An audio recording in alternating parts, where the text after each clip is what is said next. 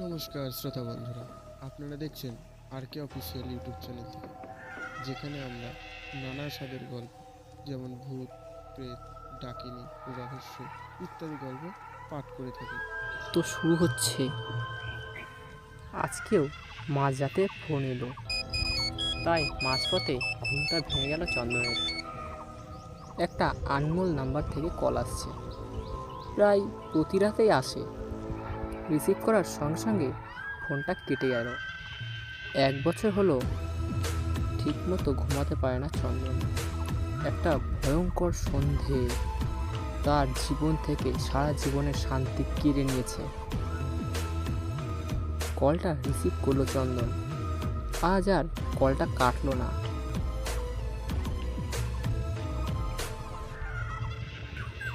Hello, কে বলছেন? ওপাশ থেকে একটা খসখসে গলায় উত্তর এলো, আমি ভাই, আমি। চিনতে পারছিস না? চমকে শিউরে উঠল চন্দন। এই রকম কথা একজনই বলতে পারে, শুধুমাত্র একজন। কিন্তু সে তো এখন বেঁচে নেই। সে লোক 1 বছর আগে মারা গেছে। ওই ঘটনায় চন্দনের কোনো হাত ছিল না। ছাদের ওপর বসে মদ খেতে খেতে সে শুধু দেখেছিল সম্পূর্ণ ঘটনাটা। ছাদের এপাশে দাঁড়িয়ে সুজন আর বিপ্লব কি একটা বিষয় নিয়ে বেশ তর্কাতর্কি করছিল। সুজন বসেছিল রেলিংয়ের ওপর, আর বিপ্লব বসেছিল ঠিক সুজনের গায়ের সঙ্গে সঙ্গে।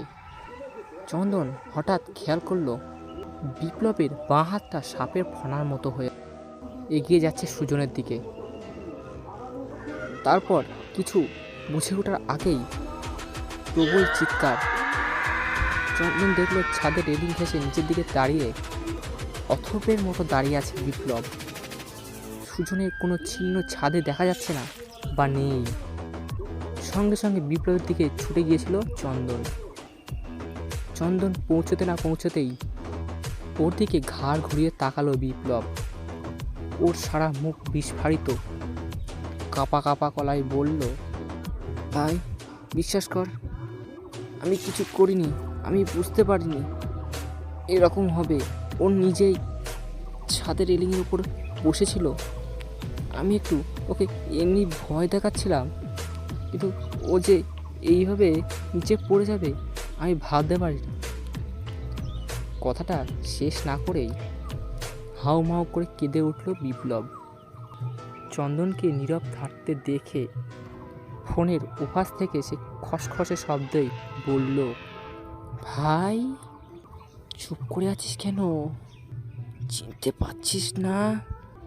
আমি সুজন। তোকে অনেক দিন ধরে একটা কথা বলবো ভাবছি, ঠিক একটা অভিযোগ। তুই পুলিশকে সব সত্যি বললি না রে ভাই? কেন বললি না? বিপ্লব আমাকে ধাক্কায় মেরেছিল, আমি এমনি এমনি পড়ে যাইনি। কাঁপা কাঁপা কণ্ঠে চন্দন বলল, আমি তো আমি তো জানতাম না তোদের মধ্যে কি ঘটেছিল। সুজন হাসলো। কেন মিথ্যে বলছিস রে? তুই জানতিস ভাই, তুই জানতিস ও আমাকে ফেলে দিয়েছে ইচ্ছে করে।